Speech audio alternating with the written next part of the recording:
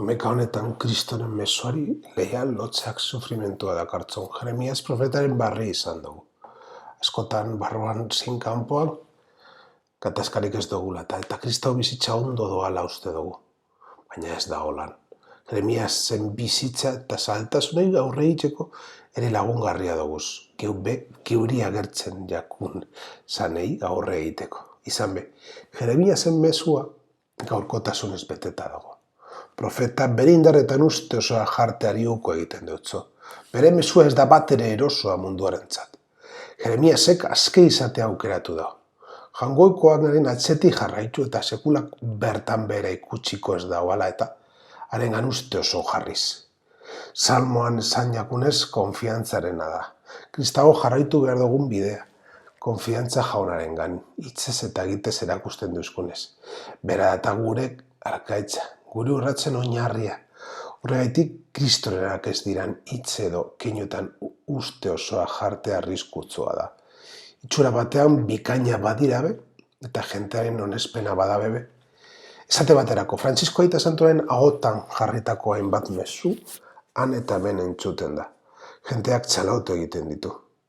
Baina laster ikusi geinke, bereak ez dirana.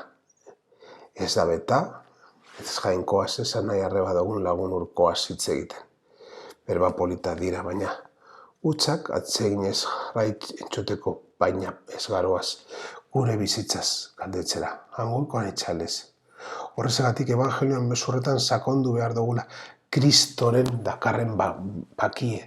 Bere reinoaren bakia da, kontzientziak lokartu egiten dituan besteen gaitzespenik ez jasoteko amote emateran bultzaten dagoen bakearen gainetik. Nagozitu egin behar dagoen bakea. Evangelioan jasoten dan mesua, deserosoa da munduarentzat, eta horregatik askotan paregarritzat joten da.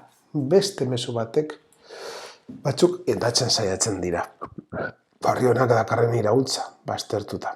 Ondorioz, jangoikoaren erreinoa, geuri daukigu lantzea eta bizitzea. Ondasungu ikusezinak daukazuz maite zaituen entzat. Biztu gure bihotzaren zeure maitasunaren garra. Zu gauza guztietan eta gauza guztien gainetik maite izanez, guk asmatu geinkezanak baino handiagoak diran, zuk agindutatoko ondasunak lortu da eguzan.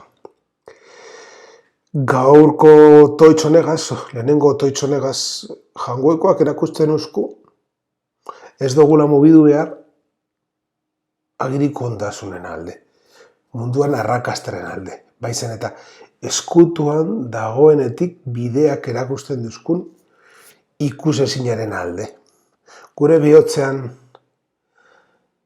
Kristoren lekua utzteko, Kristoren bihotzaren sakratoren sentimentuak eukitzeko, samurtasun bidea hau guk eroan behar dugu. Eta dimensio horretan bertan bizi behar dugu. Izan be, Kristokin ez da bere bihotzagaz boldatzen ez bagara, ezin gara izango Kristoren benetako distipuluak izan. Bizi Kristori gure bizitzetan gardendu nahian. Egun batean zeruko liturgian horretan parte hartzeko. Hartu jauna gure doaiok. Euron bidez hartu hemen miragarriak doguz zugaz. Egizu zeuk emundakoak izkeniz izan daigula zeu hartzeko grazia. Oparien gaineko toitzak beti egiten duzku Eukaristiaren misterioari atea. Eta gaurkoa bereziki egiten da.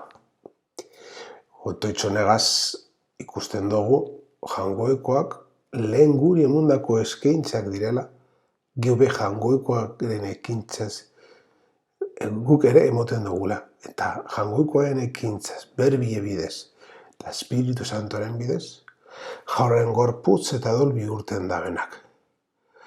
Truke miragarri hori erregen erregiari harrera egiteko jaso genduena.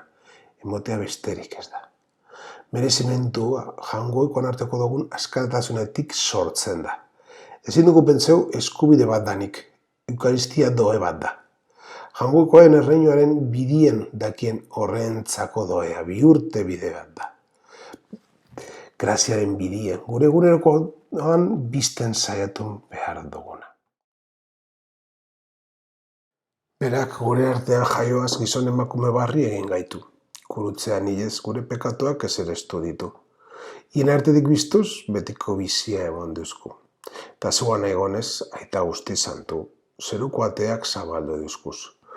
Urtean zeharreko domekeko laugarren prefazioa, salvazioaren historioa. Domekaretarako harto dodan prefazio argi eta garbi azaltzen duzku, Kristok barrikuntza ekartera etorri dala mundura. Eta mundu guztiak ez dagoala onartzen.